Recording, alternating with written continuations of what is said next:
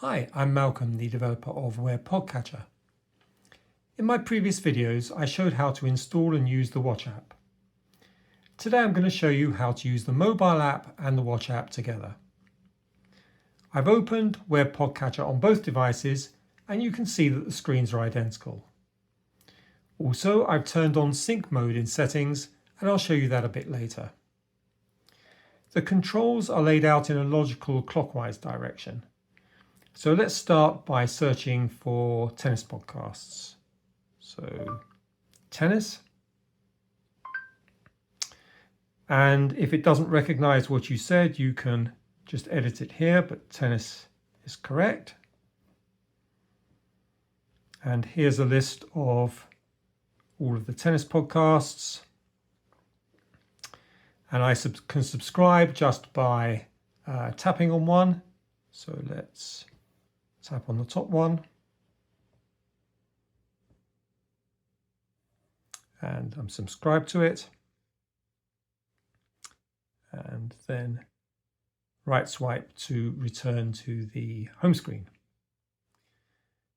Now, if I go into my subscriptions, here's a list of all the podcasts I've subscribed to. And this is the one that I just did right now, Tennis Talk 101.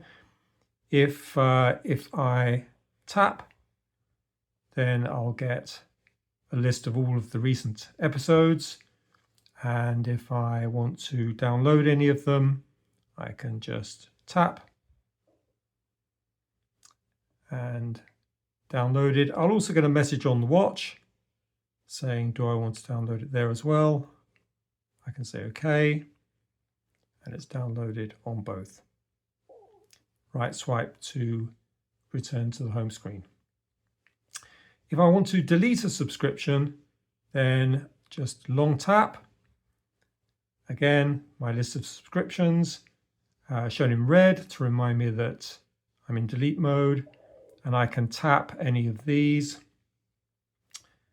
and unsubscribe. And again, synced on the watch.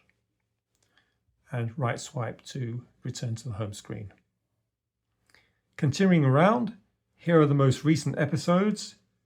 This is updated overnight, and it appears in date order with the most recent at the top. And again, I can tap on any of these to download them, but this is just the most recent episode of all of my subscriptions. And back at the home screen. Tapping here goes to my downloads, and the ones shown with an A after them have been automatically downloaded overnight. That's an option in settings. I can long tap any download to move it to the top of the list. And it will also move to the top of the list on the watch. And I can tap would be my question. To play. Geopolitical things that would have had to go. If I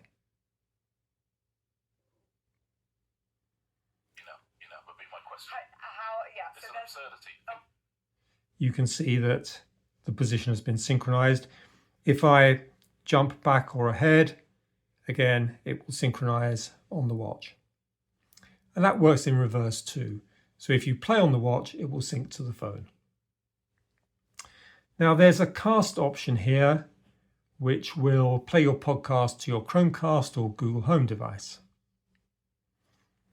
Manual downloads are deleted after you've played them, and auto downloads are deleted after 7 days or whatever period you choose in settings.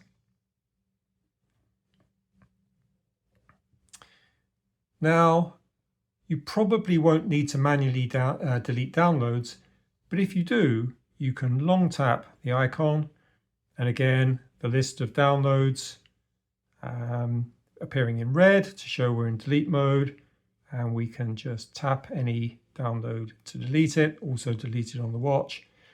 Do this as many times as you like, and then just swipe to go back to the home screen. Here are the settings, which are pretty self-explanatory, and I went through them in the previous video. And note that the sync option is found at the bottom, and I've turned it on. If you want a reminder about any of the options, just tap on the help icon. Everything works exactly the same on the watch and the phone, so it's pretty easy to use both apps together. You can find Web Podcatcher and my other free apps at my FreePod website, and I'll include a link in the notes to this video. That's about it for now. Thanks for watching, and see you again soon.